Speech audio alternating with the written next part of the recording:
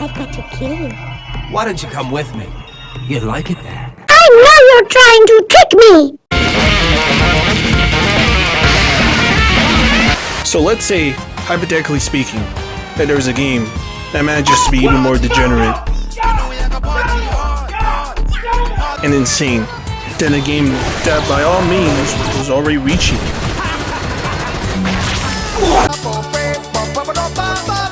And in a console that's filled to the brim with degeneracy, this game over here definitely has to reach the peak of it. Thus, today, I am going to make an hour-long analysis covering the shit out of this game, in which hopefully by the end you guys will actually give it a chance. This has the pleasure of being one of my most fun gaming experiences in recent memory. So, yeah guys, let's get on with it, and let's go and enter this garden of madness. Before you start your desperate struggling, you should drop a nice save.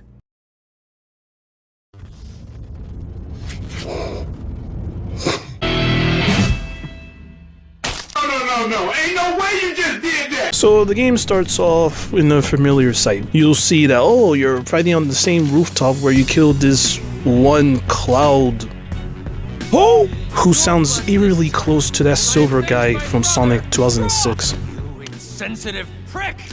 You killed him and you don't even remember! You know how humiliating that is? Time for you to disappear, Iblis Trigger! Who's the opening boss for this game?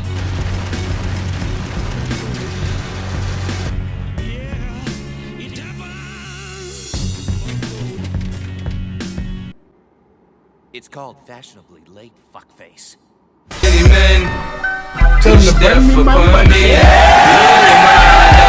He actually feels so much more confident and so much more cooler in himself. Like, this is what I call true character development. And the best part is that he does develop throughout the game, which I'll get onto later on. Anyway, Helter, he's a pretty damn cool boss. When you see your bro in hell, tell him he's still a dude! You won't get away with this!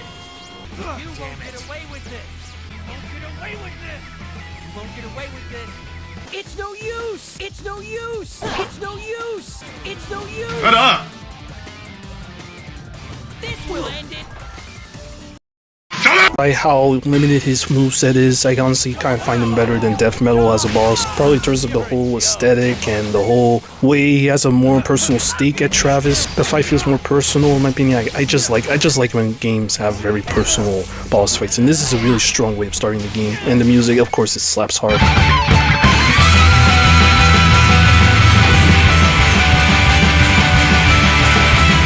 Because this game's soundtrack it sucks. And one thing I absolutely adore about this game's presentation has to be the way when you kill a boss, the game just slows down time. You hear their distorted death groan, while the game just slowly zooms into their faces. It really gives off a very, oh shit. You pray today, cause if you did it, I'ma have to dig you down on some gangsta shit. But of course, that's just the appetizer. You're the main As a way of communicating Travis's anger, they let the player themselves perform the finishing blow, instead of it just being left to be done in the cutscene like in the previous game. Then it concludes with this crazy shit.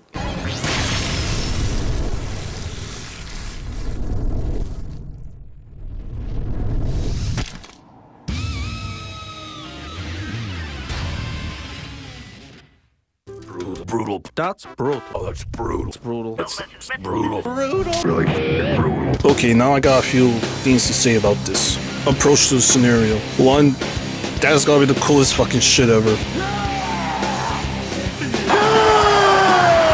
And two, it feels like this is the game's equivalent of those No More Heroes 1 boss intros with the silhouettes and also guitar riff, where for that one, it adds a lot of mystique to the bosses, which coincidentally is also one of the game's more openly punk influences.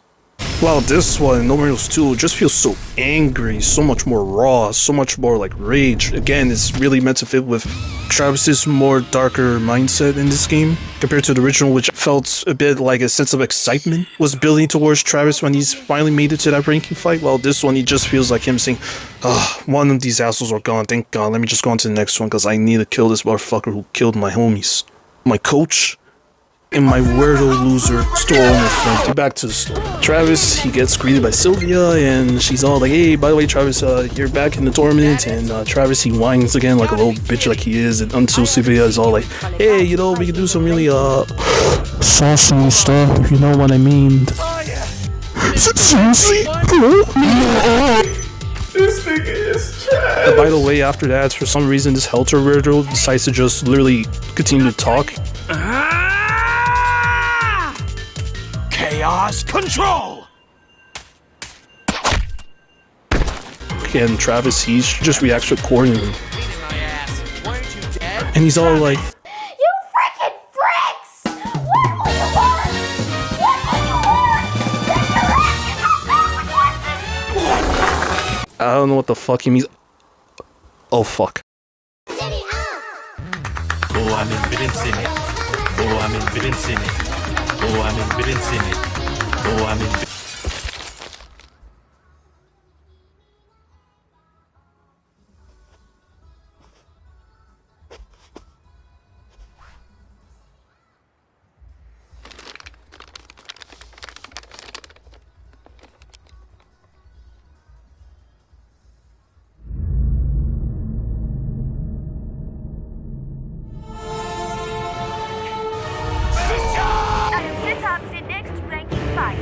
And immediately contacts with Sylvia to be like, hey, I'm in to go out for some blood, man.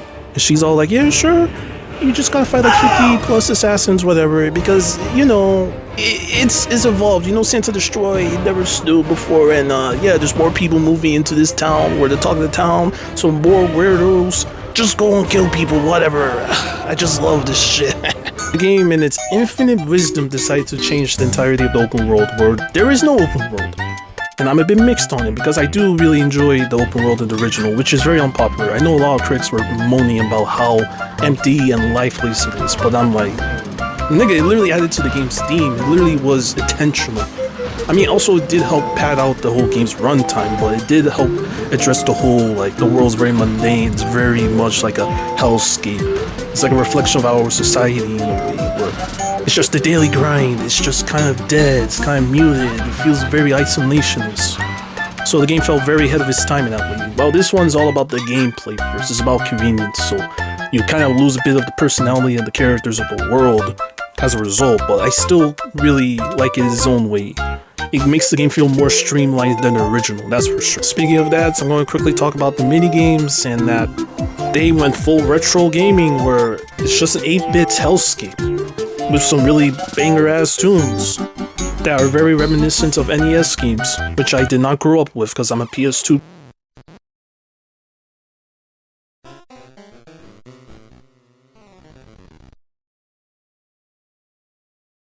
Hell no, man. What the fuck, man?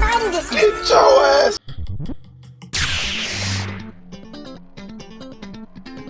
Hey, look at this joke. Bastard! You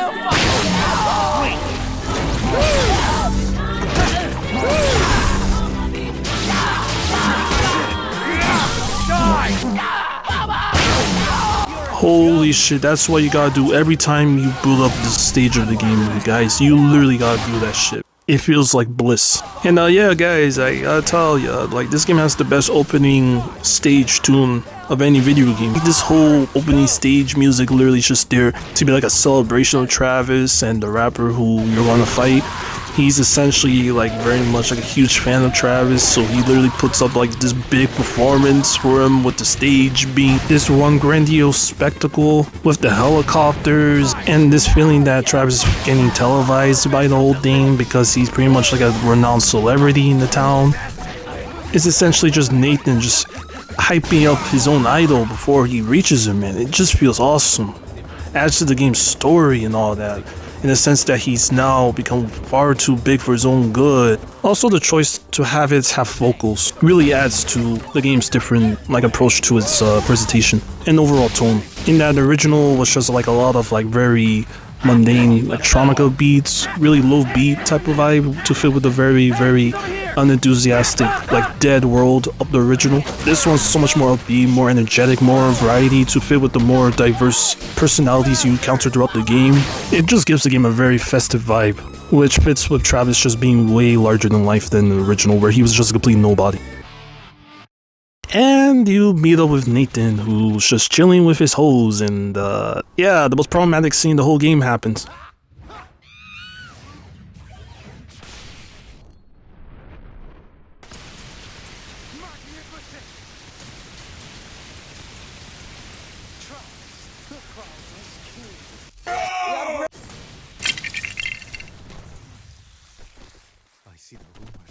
What the fuck? Like, bro, is Travis fucking racist or what? It just feels weird that Travis is just so okay with murdering, like, these two innocent bystanders who, by the way, are women, so, like, it feels weird because he's all about honor and all that stuff in the original, but he's totally okay with just murdering these two, like, innocent bystanders whose only crime was that they were with Nathan, who's the assassin, and it's like, okay. It's a very, very weird and outplaced scene in an otherwise really, really well written game because, like, what the fuck? Nathan's design, oh yeah, he looks sick as hell with those boombox arms and shit. I'm pretty sure the nigga is just trying to confiscate for something. Shut up. Anyway, his boss is so over the top, it's so stupid, it's a Looney Tunes cartoon, essentially. Like, this is the second boss of the game and he's literally just doing everything at you. He's just like having moving floors, like missile boom boxes. He performs emergency breakdance maneuvers. He runs away like a little scrambling bitch for some reason. Travis is always constantly humping on the fucking ground. It's just complete pandemonium, and I absolutely love this shit. Oh my goodness, I love this shit. Speaking of which, his boss tune, Magdan. Let's have some really, really weird-ass Japanese English rap, which somehow goes so freaking hard, even though I don't understand a word this nigga is saying. This is such a fun-ass boss tune. I love this shit so much, yo. Anyway, you murder the guy, and the guy's all like... And Travis is all like, how about you deliver it? On my sword!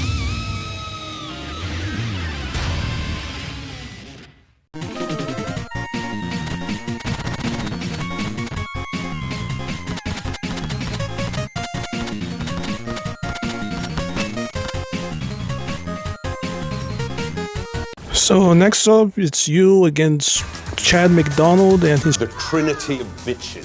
who, by the way, are all ranked assassins apparently. After this, I'm gonna touch you down. Gonna fight me with all your hoes? Santa Death Parade!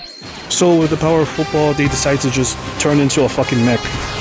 Like, they don't really explain why or how they can do that, they just can because, Just deal with it, alright? And since Travis, he's this hardcore otaku, he obviously knew that one day some dude's just gonna pull up in a big ass mech and try and kill him, so he decided, I'm gonna have my own mech just in the ready, so and as courtesy from the events of the previous game, he was given a free mech from Naomi, just for this special occasion alone. Stupid Nick! And so, he got the mech in the ready, and now it's fighting time.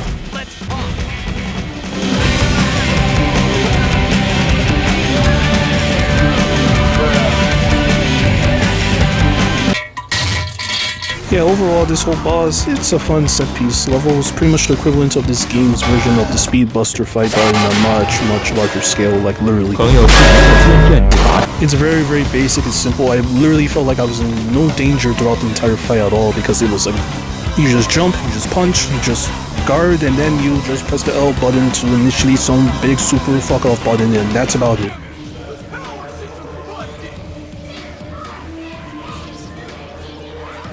Shut the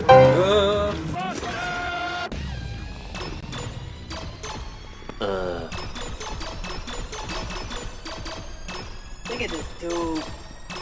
Stupid!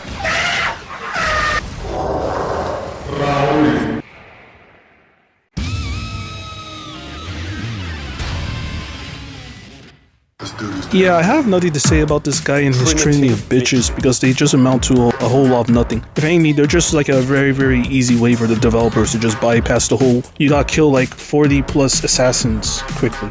Because essentially you just have like 15 boss fights in this game. So what's the easiest way of doing it? Just make sure that all those holes are just like assassins. And bam, that's how you do it. Like Chad himself, he's He's a guy, I guess, but he's a jock, cool. And yeah, he admires Travis like everyone knows, and it's an honor to fight him, I guess, and that's about it. That's what he's saying. Like, he feels the honor of fighting Travis, not that I felt the honor of fighting him, because who the fuck cares about this nigga? He's just a whole lot of nothing. Anyway, next.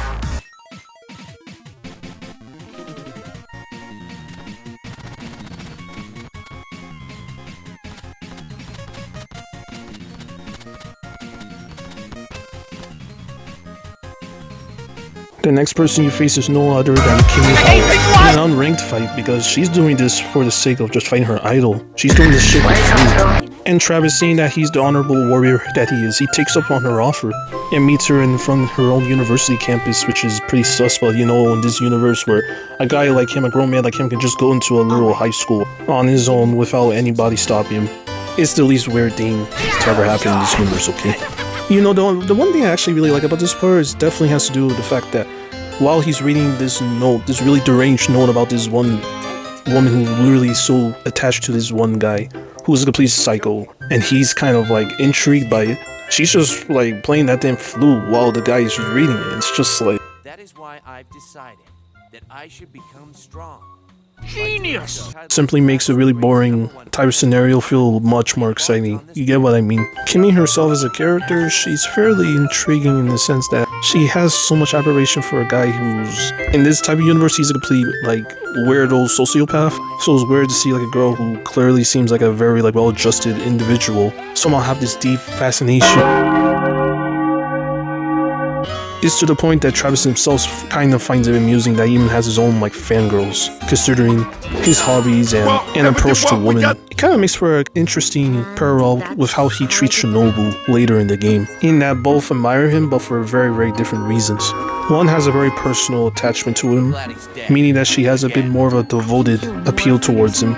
And the second one is just your standard, like, stan, where they don't really know the true person behind the mask, but they just like the idea of the person and looks at them from external lenses. At least that's my interpretation, at least. I'm legit and way tougher than I look. So, don't hold back, okay? Because one mistake...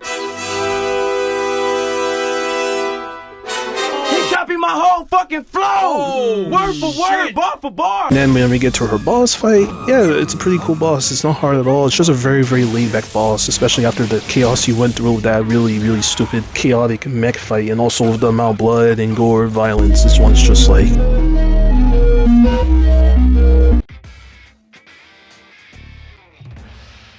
a great tone cleanser. And another way it adds to that fact is with her amazing boss tune.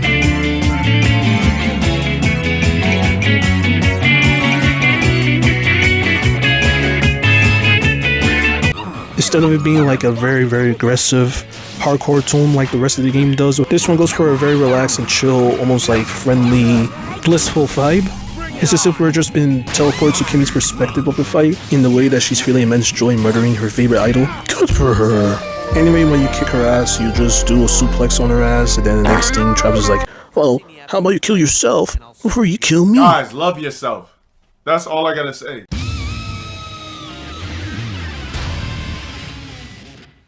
It's meant to be like a callback to how he dealt with Shinobu, where Please. I'll fight you anytime, anywhere. Until then, I'll be waiting. Screw this. I can't kill a co-ed. Come see me after you graduate, and I'll school you again. Again, it's like poetry, so if they rhyme. Every stanza kind of rhymes with the last one. next up is Matt Helms, and he's interesting because he's our franchise's first dive into the supernatural, as he is no other than a ghost, where it's made very clear in the cutscene where Travis walks into this abandoned building and is literally crashing the fuck out. Who's that?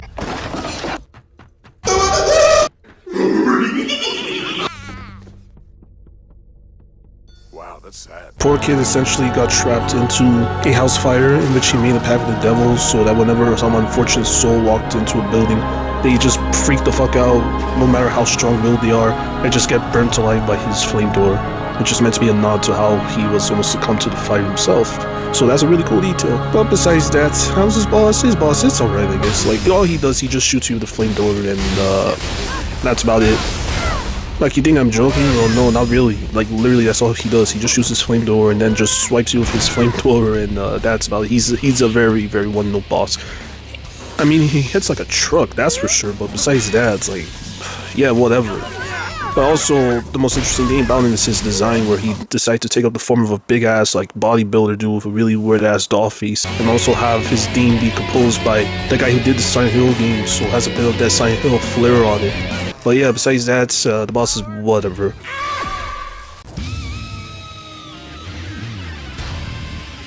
And the outcome of the match is that, oh yeah, look at that, he's actually a small little shit.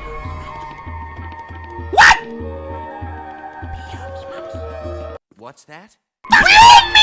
Many men wish death upon me. Fuck, I didn't know she had this much game. And bring that to a kid no less? Holy fuck. I apologize, I wasn't really familiar with your game. From my gathering from this fight is that the UAA, they do not really give a shit who's participating in this whole tournament, because now they're suddenly including Vengeful Ghosts for some reason. I mean, it's crazy considering UAA were pretty much just this scam organization made by Sylvia to go and game the system so she can be rich or whatever. But in this one, it's just this mega big organization with huge backings, and it's legit. It's like, okay, I guess retcons aside, that's just how it goes in this universe. Pretty cool that they burnt down the house again to remove the curse.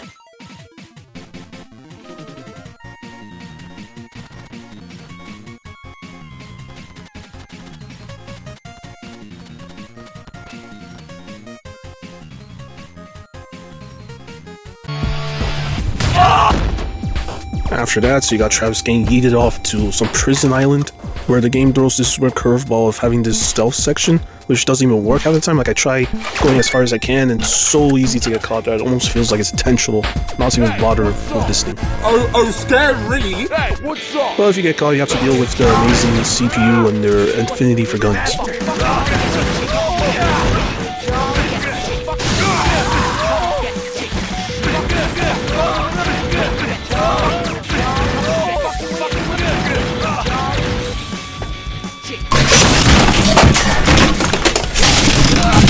And you're able to witness this game's amazing enemy voice acting play. What's the matter? Getting your jollies? You getting your jollies? Come and get shit. You fucking with me? What's the matter? Fucking with me? What's the matter? Fucking with me? Shit, you look. Come and get some. Getting your. And all of it leads to that of the Cole Wash boss fight, which is just who is Cole Wash? I'm not sure what to do with you. I have no idea. This game doesn't know who the fuck she is. She literally just some freaky bitch from whatever, and she's voiced by Tara Strong, and she's a baddie. Lord have mercy. We must stay focused, brothers. We must stay focused. Oh yeah, this is the most important thing about her character, is that she's a masochist.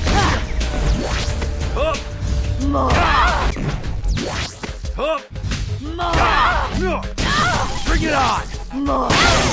Fuck you! So yeah, she's very weird.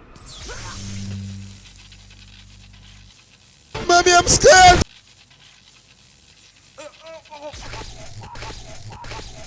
Embarrassing! And she is stupidly easy. Like, she does the whole poison thing where she temporarily dazes Travis whatever and like hump on you.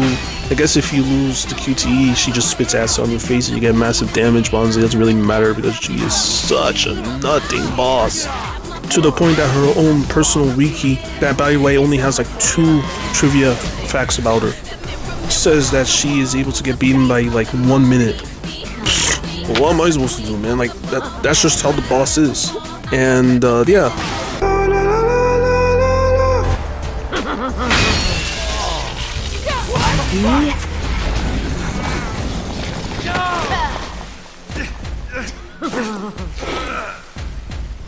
Delicious. It should have been me, not him! You kick her jiggly ass, and you get the worst, and I mean most uncomfortable death sequence in the entire game.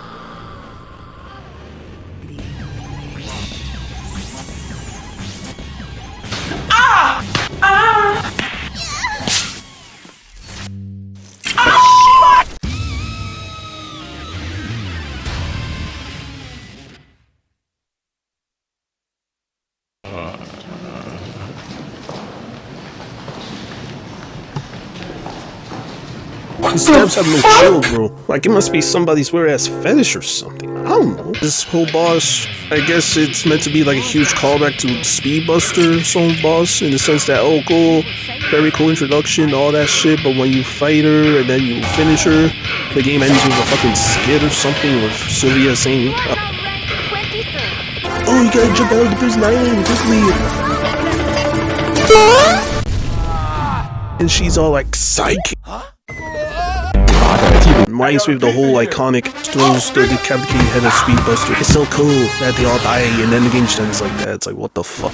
Oh, I just realized we are out of seats. Just swim back, okay?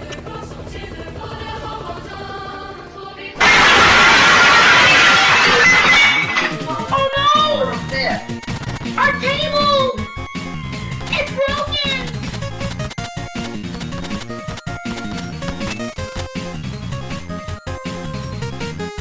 It continues on with a whole introduction of a battle royale. Travis, he's very, very excited about it, and me, I'm like, oh, I can't wait to see how this game undermines the whole battle royale thing.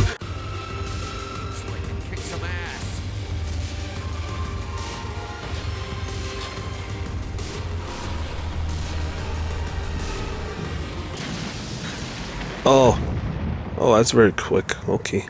And it's our introduction to Dr. Letz Shake. But now we're actually fighting him for real, man. And this boss, I fucking hate this boss. He is such a drag to fight. Because he literally just drags the whole fight along by dragging throughout the entire stage and just creating these annoying earthquakes every time, which just drags the boss for who knows how long, because you're just standing there in those tiles just waiting for your opportunity to just strike him, and then he does some annoying area effect attack when you continue trying to slash on him. Since the camera's so far up his own asshole, you don't have enough spatial awareness to dodge in time. Honestly, he's a very, very underwhelming fight. He's probably the worst fight in the game so far. And yes, I think the Cloe Wash fight is much better, due to just how strange the whole counter was, that it made it fairly memorable, actually. Oh yeah, I forgot to mention that you saved Sir Henry motherfucker from that whole fight. That's pretty cool, I guess. Star Wars reference.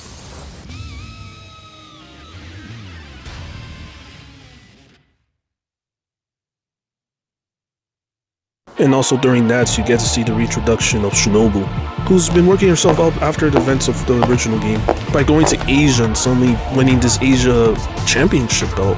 Which actually impresses Travis a lot, because, you know, he's a huge wrestling fan and she knows it, but she really wants to get into her master's crew chief. I beg your pardon? In fact, she's only here at all just for Travis, because she literally takes up some of the assassins in this whole battle royale thing by taking out a measly 2 opponents, which to Travis is pretty much like peanuts, because he's killed much more, but okay, I guess she's just doing that for the love of the game. And during her whole cutscene with Sylvia just made me realize how interesting if we had more interactions with Sylvia and the assassins from the original game, especially seeing how we saw Dr. Letz Shake and Destroy Mans in this game. I just wish we could be in a world where we see interaction between Sylvia and someone like Bad Girl or something from the original, and see how she got conned into this whole contest, but less is more, I guess. Unlike you, I can see myself. What did he say? Creepy little girl. Don't forget your promise. Double-cross me, and you're dead. You cannot kill me, silly. Are you sure? You're crazy! And this is when the game has the biggest switch up. Oh my god, there's a pattern now. Well, this one's for real, because now you gotta play somebody who is not Travis Touchdown. And it's Shinobu. Just look at her drip glow up. Holy shit, that is a hugely badass design. Really going for that Afro Samurai look. No shame on the original one, because I heard the original design is one of the best designs in the franchise. But this one, I love this one just as much. And her gameplay is pretty fun. Like, she focuses more on combos and fast, lethal slashes, and she can jump, which is a problem, which I'll get to. There's barely any jump attacks. She doesn't even have that much of an attack variation to begin with. She's more or less just like a fun side character. But one thing that I find interesting about her is that she's so obsessed with Travis, she just starts to imitate more of Travis's own character, in the sense that she's a lot more cocky, more self-confident. She's very chill with throwing a lot of one-liners. She's the package. And then we get to the Millionaire Gunslinger boss, and yeah, I'm gonna make this quick. This whole boss can go burn in hell. Let's get to the fun. Fuck you! Oh! He's a nothing boss, you don't give a fuck about his character, he's just a dude, it's just based off solely through his design and concept, and yeah, he's a little shit. Because he just runs away like a little bitch throughout the boss fight whenever I get near this prick. And then I'm forced to indulge with this game's really horrifically bad jumping mechanics because she jumps like a fucking leech. In the sense that she has like zero air control, so you literally have to dedicate your jump every time. You have to be very precise with it. It is insanely bad. And yeah, okay, Shinobu, she kills him in a really, really amusing way. I love this. Any last words? Just give me your name.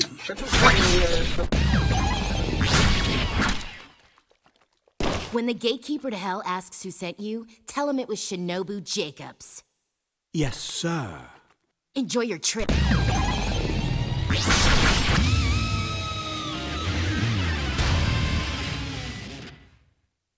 I can see what they're doing, what he's doing.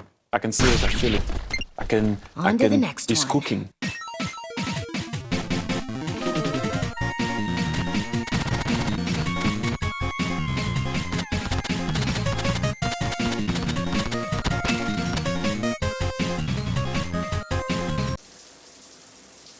What does moe mean?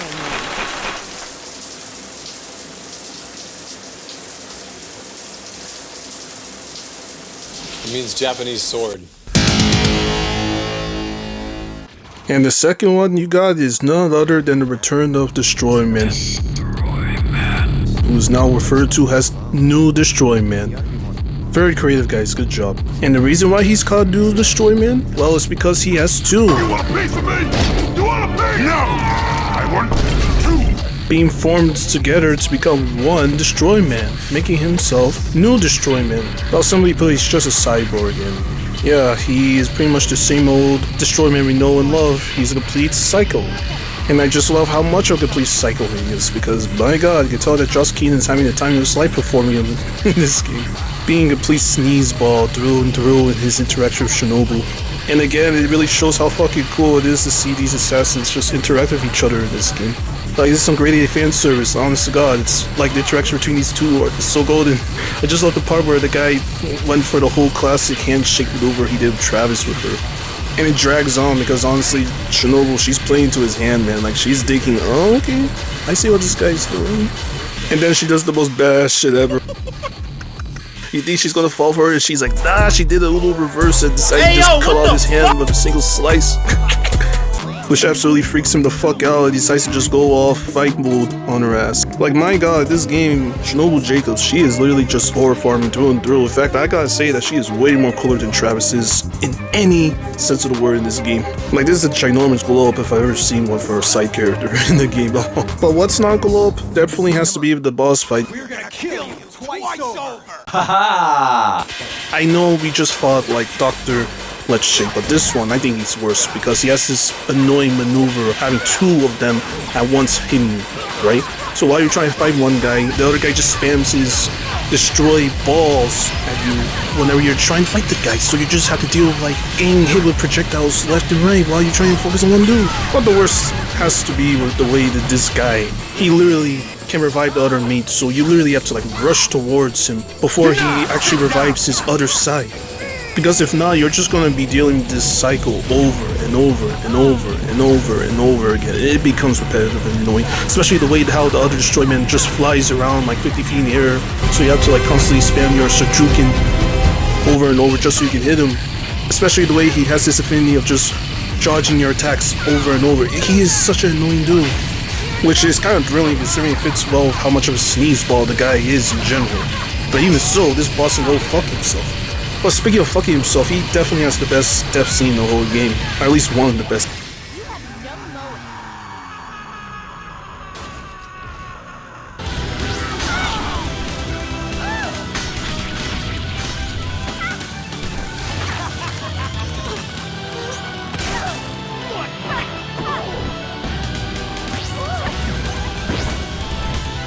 The way Shinobu literally just stabs him in the head and then literally spins around like a fucking blade and shit. Then the other guy is just absolutely spazzing out in the background and...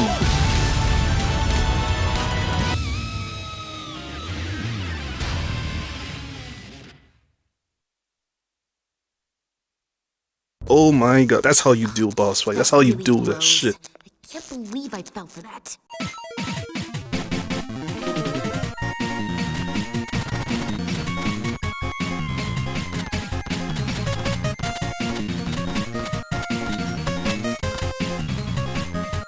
And here we go with another controversial moment in this game where Shinobu, she's doing this not only for the love of the game, but because she is very, very attached to her master. Where's this attachment coming from? Honestly, is it like a false sense of love? I'm not sure, because it's like in the original, she got her arm sliced off by him, and then the game, she's all like, hey bro, do it. And it shows that she kind of, I guess, respects him. This whole love thing kind of feels a bit like out of nowhere, feels a bit fanficky, if that makes any sense.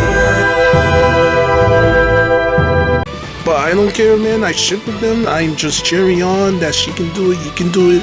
They're gonna do it, and then anyway, she continues with her attack against her master. She's going. I can't. Dude, like, oh my god, like, can we talk about, like, the political and economic state of the world right now? So what's his reasoning for that? I feel like that pervy teacher in a porn. Oh, Lord have mercy. Donald Trump, if you can hear us, please, Donald Trump, please save me. Please save me, Donald Trump, please. Just a minute, bro. You're just there for some vanilla ice cream over the chocolate-flavored one, man. Chocolate! Just a minute, you racist. You can't keep getting away with it! You think I'm here to play around with y'all? God damn it on that!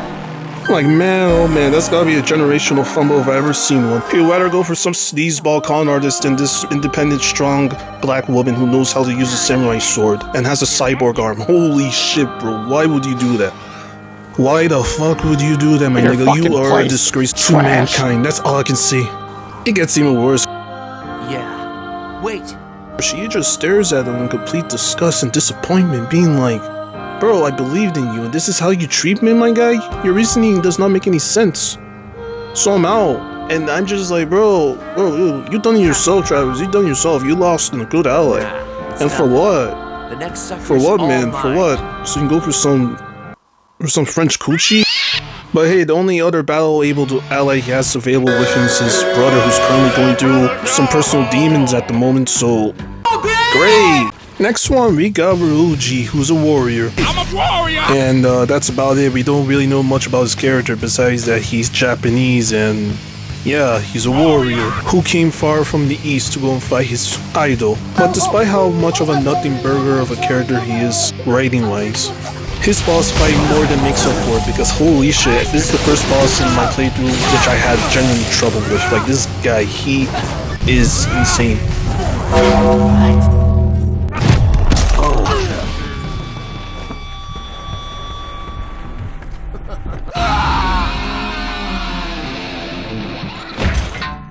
The last time I saw you, you gave me the middle finger on live television, so... That's right, I remember that. So you know what that means. Yeah, I didn't know that. What? That really pisses me off. And when you kick his ass...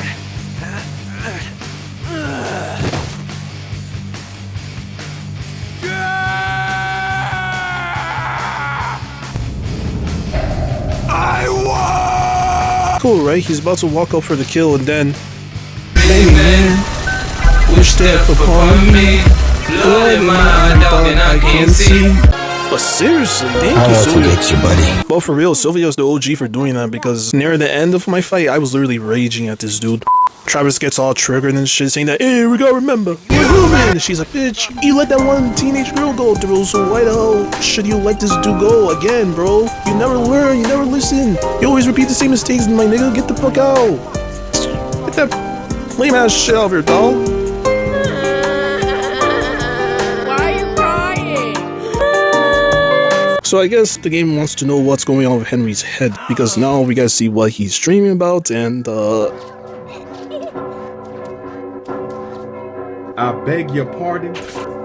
Yeah, you get to counter this abomination. Mimi. It was pretty much a manifestation of Travis's obsession with anime and mecha. And everything wrong in the world. I don't know, man, like this whole fight feels like an extended reference to how Suda loves to mix in art styles and make them interact with each other directly, like how he did it unabashedly in like Killer 7, which is probably the most famous example of it. Bad trees from their roots. I hope you... But also, it just makes sense. In that it doesn't make sense considering it's just a dream nightmare, since the guy's currently residing in Travis's room while this is all going down, so he's probably just hearing his brother just watching a lot of annoying degenerate anime while he's trying to lay some rest or something, from being turned into a stone by Dr. Letz Shake. Liar! Well, it's great news to know that Henry, he's now a playable character, and this is literally the only time you get to play as him in the whole game, so I don't know how to feel about that. I guess it just shows how much of a complete poser he is. But anyway, how does Henry play?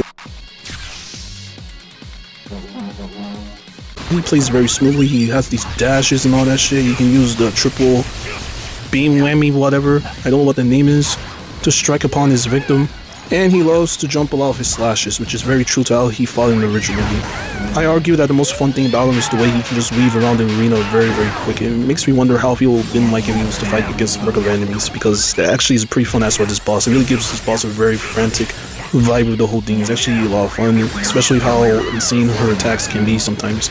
And speaking of her insane, her boss tune is like a very, very ADHD version of the We're Now Cowboys theme from the original game, which is honestly kind of unrecognizable, but that kind of makes sense because it's a dream sequence.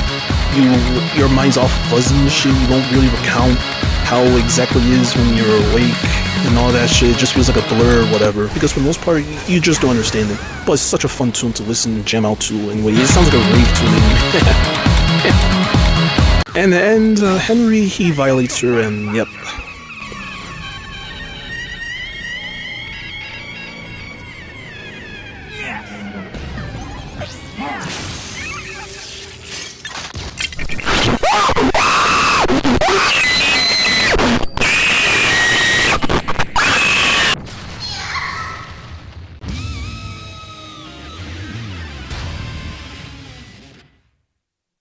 As soon as you wake up, you see your bro just jacking off, doing some business, and it's very interesting how Henry doesn't even seem that bothered by the sight of it. I guess he's just used to it. Because despite the amount of self-grandeur he puts upon himself, he's just as much as a degenerate as his own brother. And his own way of thanking his own degenerate brother is by actually killing like 3 of the assassins. In which he decides to just do it without his brother's consent, yet again. And it's so weird how in this phone call he's pretty much totally okay with him having his own wife getting cucked by his own brother and all that shit. But you know, to me, I think he's just hiding his actual feelings. And he's pretty much just spazzing out by just finding any way to inconvenience his own brother. Anyway, that's it with him, and we won't see him till the end of the game, so yeah, that's cool. You know, that interaction really shaped him up, because in the next cutscene, he pretty much just confronts her, and this is when the game decides to have its most sincere cutscene so far, at the expense of Travis, reminding Sylvia that these assassins are humans too. You told me a killer wins by killing. Now you say you want us both to live. Make up your damn mind. They're our fights, and we know how to end them a lot better than some bitch in the box stand. Telling me not to kill. How many personalities do you have? So what? You want revenge, right? Your opponents could not care less about that. Once I'm #1, these bullshit ranking fights are over. Got it? Assassins aren't tools. As fucked up as we might be, we're humans too.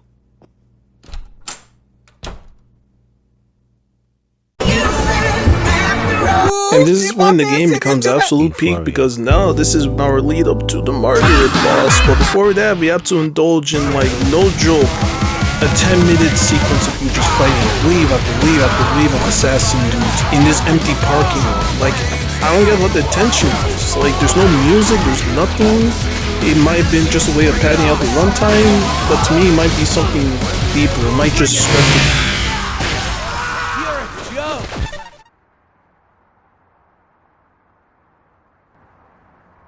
And when you reach to Margaret, you hear that iconic whistle and...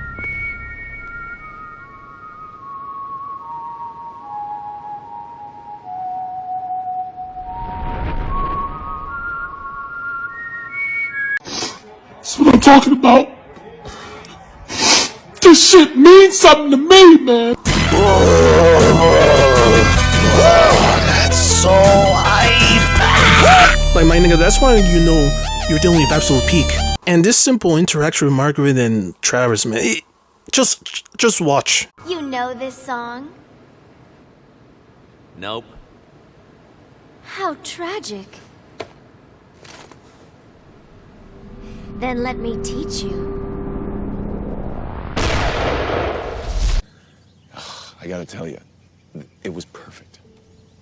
Perfect. Everything, down to the last minute details. Simplicity is key to that cutscene. You just know that she's just an assassin, she's a goth, she's in the lead outfit, and she's a badass sniper, and she's a woman of few words. But all it does is really just sell the idea that she is indeed the Reaper, in that she just kills other assassins who are way over the head. And this is communicated expertly through her amazing boss tune.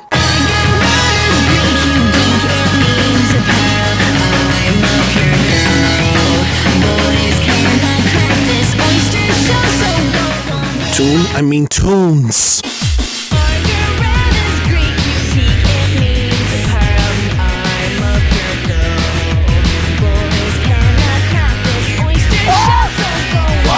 Because this broad has like 2 boss teams. And you wanna know what the best part is that they're both absolute peak!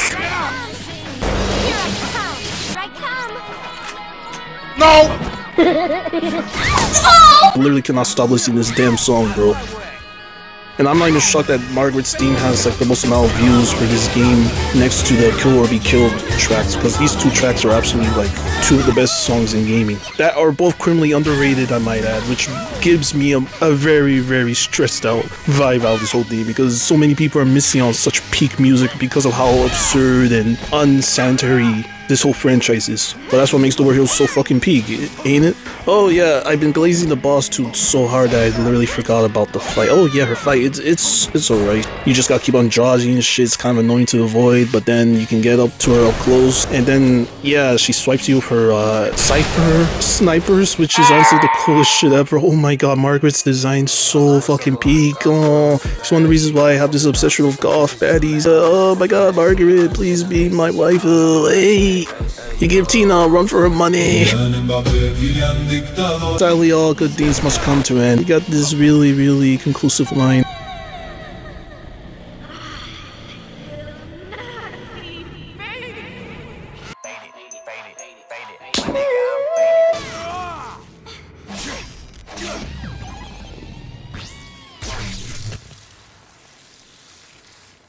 Riveting melody, isn't it?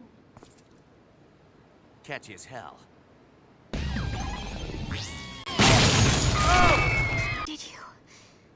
Did you memorize the song?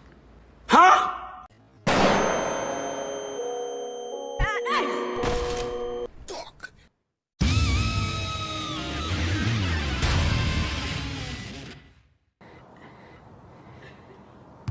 Are we the baddies? 1 more down. 3 to go.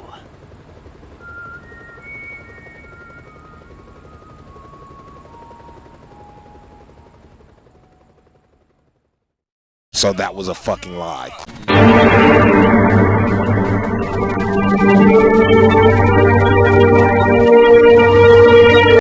Next we got Captain Vladimir in the flesh. Or is it the flesh? Because it is indeed our second encounter with the paranormal, but also is our franchise's first encounter with the intergalactic. But what makes this guy such an interesting encounter is the fact that he actually doesn't seem to be there. Like, in the sense that he literally perceives Travis as an actual threat to his own survival. He does not think of him as like some big ass like opponent that he has a consensual focus on defeating. Instead, it just feels like he's just doing this for his own survival and nothing else, which kind of makes this fight have a bit of an icky feel to it. Like, you feel like you shouldn't be fighting this guy, but you also feel like You need to put him out of his misery because the guy clearly is not there. But that in turn makes him the most sympathetic boss in the whole franchise.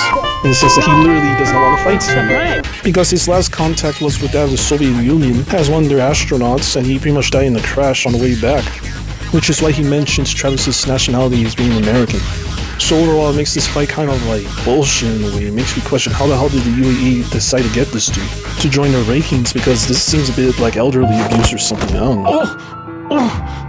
Good heaven! And the fight is pretty simple, but it's also pretty fun. I love the atmosphere of the fight. You fighting in like a dust field, very wide, lots of space to maneuver. With an absolutely chill fight tune, which I love. It's one of my favorites in the whole franchise.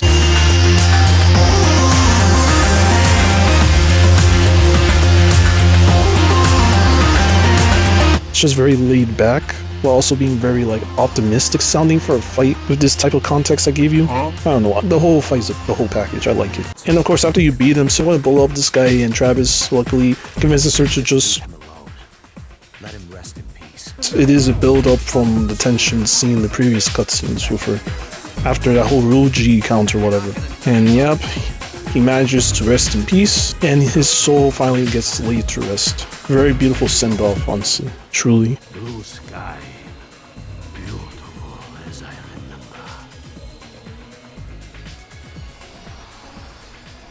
Glory to the Soviet Union.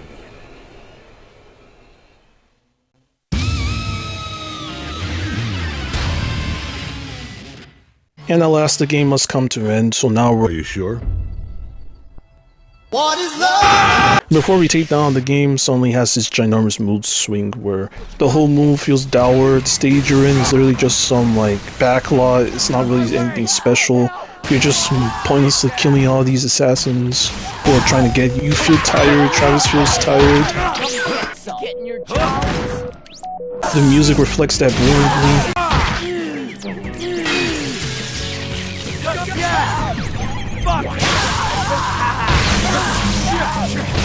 Almost like it's a desperate struggle.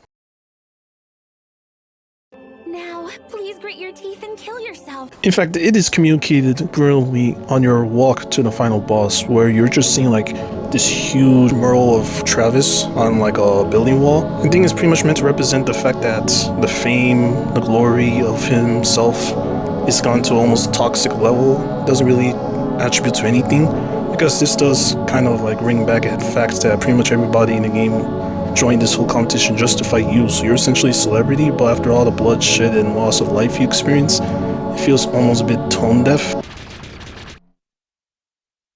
And alas, you made it to the Hollow Queen, my queen. Oh, my queen. I don't know what else I can say. Where she's just burning photos of her past life. Interesting enough, it is actually revealed that she is the sister of Margaret. How tragic.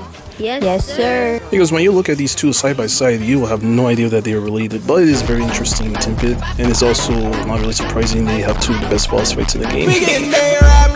And when you actually do encounter her, she's literally just like contemplating why she even took up this job. You know, she's a mother, she has a kid. She's just wondering why she's decided to work for this morally bankrupt organization, and even wonders why the hell she even assassinated in the first place. And that is pretty much nothing more than like some spectator sport where people are just there to entertain the masses through sheer bloodlust and shit. And it's like, yeah, really makes her think, why is she even here? Almost like she's looking for her crownless king to release her from this madness, which is pretty much her motivation as to why she decided to take up this tournament. Because she just wants to understand like how he managed to reach to the top of this tournament, and now manages to find his own way out of it, which almost sounds like a damn clever callback to how death metal just wants to teach Travis what it means to be an assassin, how to be in this business, and in turn trying to find his way out of the tournament by actually finding someone who's worthy enough to free him from his madness. So yeah, it's pretty much like Travis being the teacher from the student. Free us all in a crimson sea. Can't you see? In order to encapsulate this like really downer, defeatist attitude this game's going for at this point, you have this absolute banger of a track from Akira Morioka.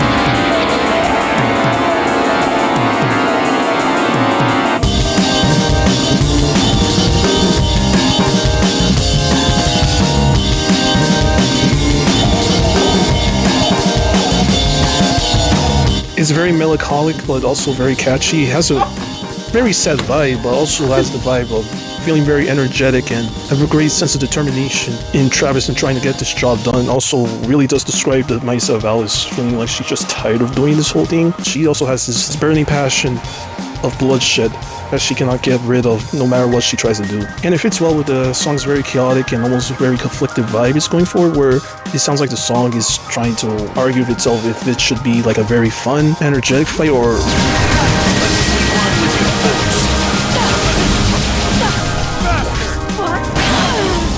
And the fight itself is so well done. Like, Alice's attacks are very fast, ferocious. She does a lot of countering. She's very quick. The most nimble assassin you fought in the whole game. She is literally the full package. She spares no expense. Holy shit, she really does kick my ass, but it's also a very rewarding fight. Holy shit, she is insanely fun to fight in this game.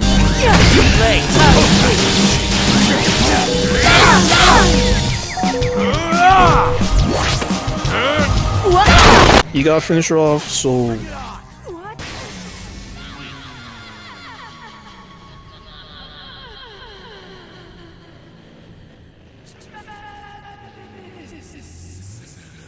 I'm just gonna let this whole cutscene go through because it's pretty much the most iconic cutscene in the entire game, so let's go on with it.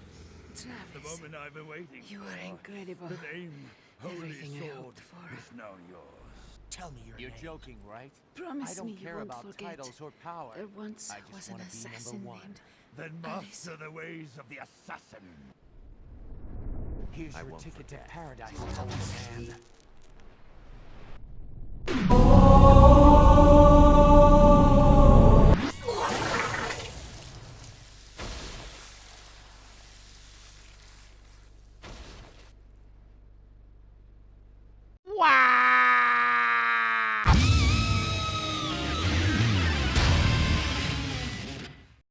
Sylvia!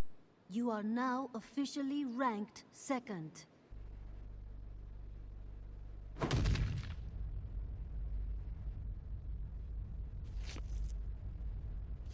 See that? Now that was a battle. Look at this blood. We humans are alive. Even if we are assassins. Doesn't matter if it's a video game, movie, drama, anime, manga, we're alive. People shed blood and die. This isn't a game. Selfishly use death as your tool. This is Alice's blood. I bet you've already forgotten she existed. Same way you would have forgotten me. That's why I'm tearing down the UAA! Are you done bitching? You could never shut down the association. Fighting to be the best is human nature. It's evolution. Who are we to try and stand in its way? Fuck that. I want to be a hero by my own standards. You need to wake up, Travis. Take your own goddamn advice. Every day I wake up! Okay, I can give you that is a really killer way of ending a game like this. You finish the game off with a really powerful boss fight, with a really powerful cutscene. It is perfect. Perfect. No way that this game can manage to ruin this cutscene and everything's built on some really bullshit boss fight and...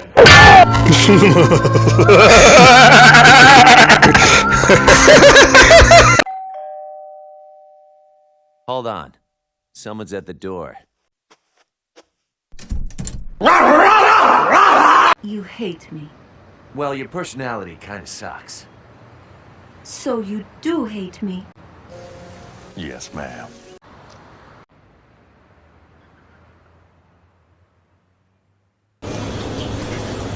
He's about to get his soul sucked.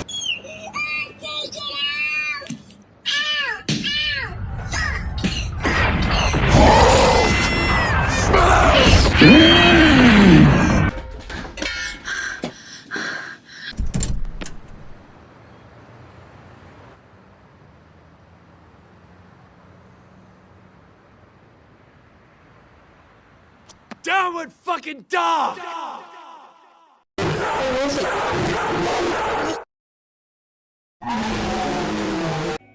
Let me hear what you sound like, who you are. Just once. I cannot fulfill this request. Sorry, I cannot fulfill this request. Holy jeez, this motherfucker, this bling bling boy motherfucker, he is the worst of the worst. There is a reason why this fanbase absolutely despises this bitch ass midget. For one, this guy is annoying as fuck. He sounds like a complete wimp Neanderthal. Two, he plays this really unfunny prank on Travis where he just shows the heads of Shinobu, Sir Harry motherfucker, and oh my god, Sylvia. Nigga, and for one, the first time I played this game, I was like, yo, I can't believe this nigga did that. What the fuck? Well, until you realize it's just a sham. He's just trying to play mind games on you, and it failed because he's a failed comedian. And lastly, this guy has 3 phases. First part, he's in is he even a big ass car? No, he literally is in a small ass car to fit his small fragile ego to run around and fucking run you over and over again and literally spin around having AIDS while doing that shit while you're just constantly battering around like a piano or something, which is actually very gratifying.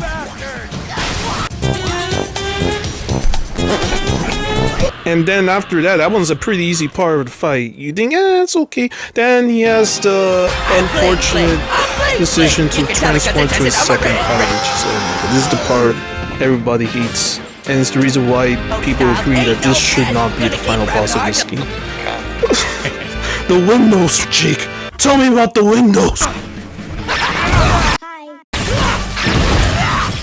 This isn't a battle anymore. It's a motherfucking war. Fine. It makes no difference, really.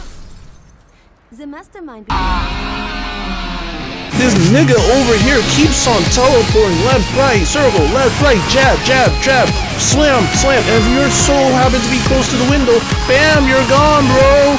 You're a loser. You died. That's it, bro. You're gone. You have to do this over and over and over again until you manage to get up this loser. And now the third one, it's on the run. You just buy a big ass balloon version of him because for some fucking reason he can do that. Well, we almost got him. The rest is on you. Wait a second. It's not happening, brother. I can't be associated with that travesty. I mean, I've got standards, for fuck's sake. And by that, I mean by becoming an MCU stan and starting a cult. Metaphor for how the guy's, Did that guy really have a cough out there? Okay, to make it in simple terms, it's just to represent his inflated ego, metaphorically speaking, so I guess that's something. And his fight, it's a spectacle, but that's about it. It's a spectacle fight. It doesn't really amount to much. I guess it's a pretty big way of destroying the big bad of the game. And when he explodes, it's pretty much just how his whole entire operations, his whole company just goes to shambles after his own single selfish charade on getting revenge on the guy who killed his cousins. Did you murder my father? But my 2 brothers as well. Keep it that way. Oh, baby. Do that one mission Travis decided to do at the very beginning of the game just to pay for his entry fee. May you find your overcard? It ends up feeling very shallow. And what I mean by that is like how Travis's whole revenge, well, it feels so shallow because in the end it's literally just him fighting almost like a projection of himself, another loser who's assigned to push his insecurities onto the world by buying out the UAA and pretty much terrorizing the entire city just for his own sake of revenge and vengeance. With how Travis, throughout this whole game, decides to join this one tournament because this guy decided to kill his friend just for the honor of getting the revenge to kill the guy who killed him. So in the end, both of these guys just achieved absolutely nothing. It just ends up feeling like this whole revenge plot, it's just for show. It literally achieves nothing but just complete pain and misery and death, unneeded death. In fact, what's interesting about Jasper is that just before this, Alice was referencing how she was talking about wanting to be in the top, so she can actually have the honor of killing Jasper before him. And she felt this sense of like disappointment that she has to fight Travis, the no more hero for it. Because it was pretty much hinted at when she was burying the photos of her former past life, that her husband and her son, they pretty much just got murdered by the ongoing violence in Santa Destroy, since there was like this ginormous increase in crime and villainy ever since the UAA decided to come back to power. The strong devour the weak kneel before the strong. and those who wield true power watch and count their gold. So she just became an assassin, where she actually found her calling and actually came to love being an assassin somehow. She just loves the thrill of the fight, but in the end it's actually pretty sad seeing how a regular working class woman like her did become the way she did due to this one little shit's need for revenge, which ended up hurting people around the community as a result. You know, Last of Us Part 2 stuff, but done better. I hate gravity!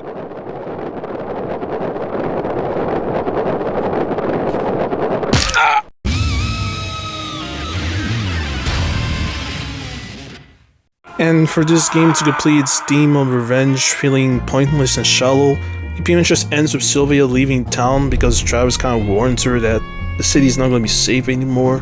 She's going to have more deranged guys since he's on the top. And so it just ends with her riding off to the sunset, leaving Santa Destroy while hearing this absolutely like devastatingly beautiful rendition of the rank up tune, which you've been hearing throughout the game, which is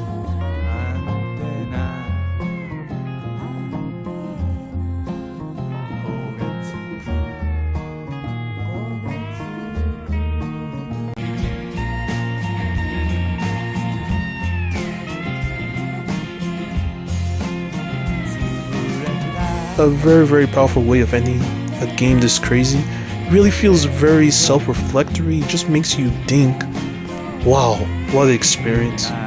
You have games so much like insane highs and insane lows, and it just makes you go, damn man, like that's it man.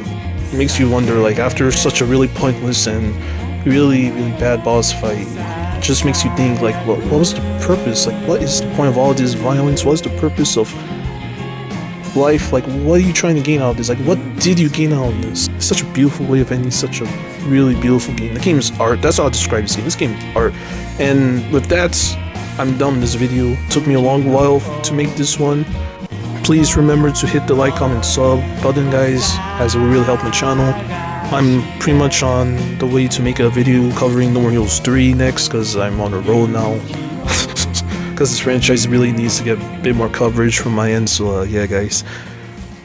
Thank you guys for waiting for this video, and please, I hope you guys can comment and talk about your thoughts on the franchise, as I really love to talk with people about this type of stuff. And yeah guys, see you soon.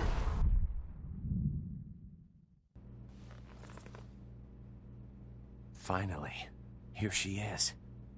Sylvia. I was looking for you.